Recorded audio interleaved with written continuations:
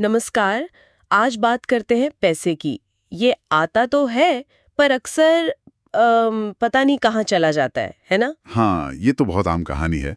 हम एक किताब है, पैसा क्यों आता क्यों उड़ जाता, उसी के कुछ हिस्सों पर आज थोड़े गहरी बात कर रहे हैं। बिल्कुल। मतलब महीने की शुरुआत में तो लगता है सब कंट्रोल में है, और अंत आते आते हवा। किताब यही कहती है कि पैसा संभालना एक स्किल है, एक कला, और शायद हम इसमें थोड़े कच्चे रह जाते हैं। हाँ, तो आज इसी कला पर थोड़ी बात करते हैं। देखते हैं इस किताब की मदद से पैसे को उड़ने से कैसे रोके और उसे अपने लिए काम पर कैसे लगाएं। बिल्कुल। तो सबसे पहले ये पैसा जाता कहाँ है? किताब में एक बहुत बड़ा पॉइंट उठाया गया है, इम्पल्स बाइंग, मतलब बिना सोचे समझे खरीद लेना। हाँ, एकदम। और आजकल तो ये कितना आसान है। मतलब फ्लिपकार्ट, अमेजॉन, यूपीआई, बस एक क्लिक और चीज घर पर। सही बात है। किताब में एक उदाहरण है, बड़ा सटीक। किसी की पहली सैलरी आई 25,000 रुपए और उसने फट से 8,000 रुपए के हेडफोन ले लिए। अरे बाप रे, क्यों? बस 50% ऑफ था। बाद में लगा कि पुराने वाले से कुछ खास फर्क भी नहीं। मतलब क्लासिक केस है ये। और लोग फंसते क्यों हैं इस चक्कर में? किताब क्या कहती है? कई कारण हैं। कभी वो लिमिटेड टाइम ऑफर, आज आखिरी दिन वाले सेल्स। हाँ। कभी सोशल मीडिया पर कुछ देख लिया, लगा ये तो चाहिए ही चाहिए।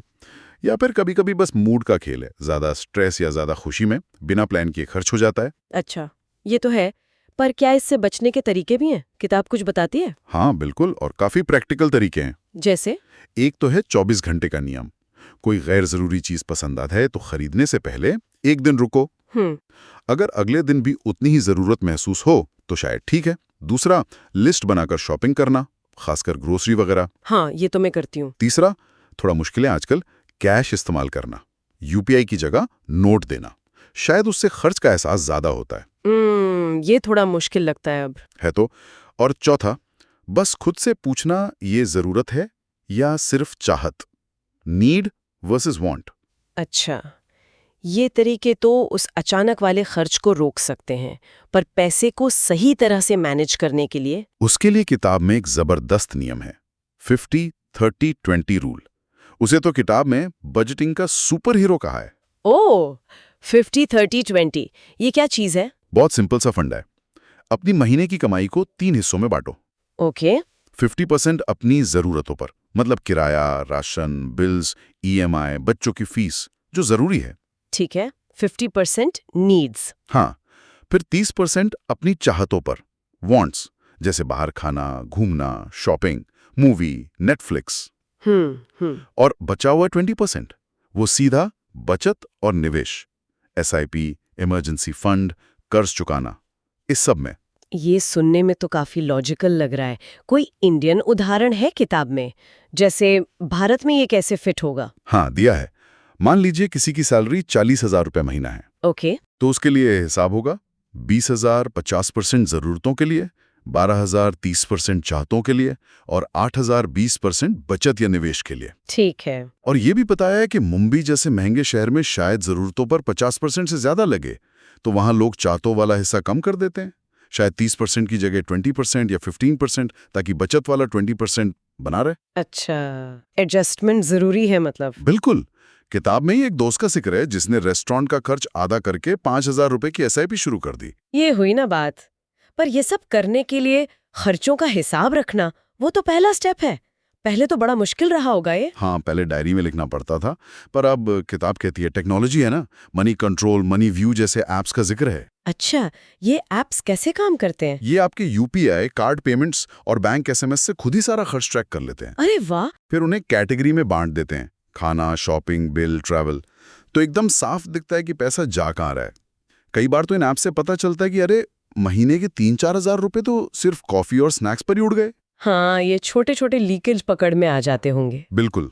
अच्छा, किताब में मिडिल क्लास पर भी कुछ कहा गया है, मतलब जिनकी आय 30,000 से 1 लाख के बीच है, उनके खर्च का पैटर्न बताया है कि इस ग्रुप का बड़ा हिस्सा अक्सर किराए या ईएमआई, शायद 30-40%, खाने पीने 20-25%, बच्चों की पढ़ाई 10-15% और थोड़ा मनोरंजन 10-20% में चला जाता है। तो बचत या तो बहुत कम 5-10% या फिर जीरो।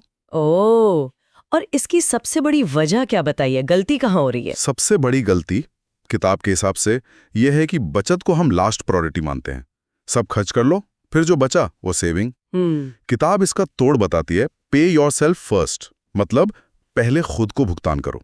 ये क्या है? जैसी सैलरी आए सबसे पहले उसका 20% या जो भी टारगेट हो बचत या निवेश के लिए अलग निकाल दो। अच्छा, पहले बचाओ। हाँ, फिर जो पैसा बचा उसी में बाकी का महीना मैनेज करो। ये माइंडसेट शिफ्ट है। ये तो सोचने का तरीका ही बदल देता है। क्या कोई रियल लाइफ कहानी है किताब में जिसने ये सब करके फायदा उठाया हो? हाँ, एक रोहन का उदाहरण है। 40,000 रुपए सैलरी, महीना खत्म होते होते कुछ नहीं बचता था। उसने मनीव्यू ऐप यूज करना शुरू किया। पता चला करीब 12,000 रुपए हर महीने रेस्टोरेंट और ऑनलाइन शॉपिंग में जा रहे थे। बाप रे। फिर उसने सख्ती से 50-30-20 नियम फॉलो किया। सैलरी आते ही 8,000 अलग, 4,000 SIP, 4,000 emergency fund. Okay. Impulse buying रोकने के लिए 24 घंटे वाला रूल यूज किया। नतीजा, गैर जरूरी खर्च 12,000 रुपए से घटकर 5,000 रुपए पर आ गया। अरे वाह। और फाइनल रिजल्ट? कमाल का। 1 साल में उसने करीब 1 लाख रुपए बचा लिए। 60,000 रुपए SIP में गए और 40,000 इमरजेंसी फंड में जमा हुए। किताब कहती है आज उसका कॉन्फिडेंस लेवल ही अलग है। वाह। तो मतलब इस पूरी बातचीत का सार निकालें तो पहला, इंपल्स बाइंग को पहचानो और कंट्रोल करो। दूसरा, 50-30-20 नियम से बजट बनाओ। तीसरा, एप्स की मदद से खर्चों पर नजर रखो। बिल्कुल। और चौथा, सबसे जरूरी, बचत को पहली प्राथमिकता दो, पहले खुद को पे करो। किताब के हिसाब से शुरुआत बस इतनी है कि 1 हफ्ता अपना हर खर्च लिखो और फिर बजट बनाने की कोशिश करो। एकदम सही। और किताब एक बहुत जरूरी इशारा और करती है, पैसा बचाना, संभालना, ये तो सिर्फ पहला कदम है। अच्छा। असली उड़ान तो तब शुरू होती है जब आपका पैसा आपके लिए और पैसा कमाना शुरू करे। मतलब जब वो बढ़ने लगे। चाहे शुरुआत 500 रुपए महीने की SIP से ही क्यों ना हो। तो जाते जाते शायद सोचने वाली बात ये हो सकती है कि इस बातचीत के बाद अपनी बचत को सिर्फ बचाने से आगे ले जाकर उसे बढ़ाने की तरफ पहला कदम क्या हो सकता है।